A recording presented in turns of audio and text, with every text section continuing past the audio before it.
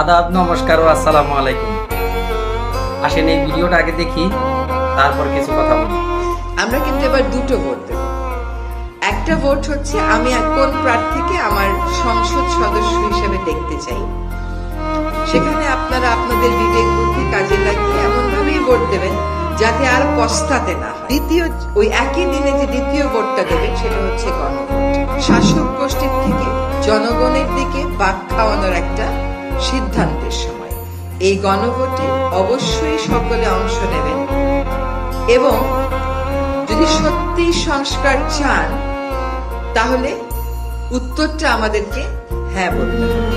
বাংলাদেশের মানুষের 2টা বছর সময় নষ্ট করলেন এবং কি লক্ষ লক্ষ কোটি কোটি টাকা আপনারা সংস্কারের নামে খরচ কইরা এখন আপনারা বলতেছেন আপনারা হা ভোট দিবেন, হা ভোট দিলেই তাহলে সংস্কার সম্পূর্ণ হবে।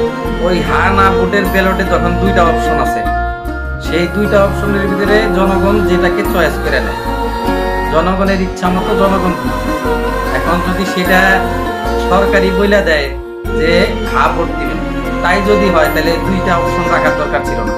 ওখানে অপশন একটা রাখলেই হতো শুধু হা ভোট, তাহলে ওই ব্যালটের সাথে আপনারা একটা ব্যালট দিয়ে দিতেন হা ভোটে, সবাই নির্দ্বিধায় ওই হা ভোটে একটা করে সিল মাইরা চলে যেত।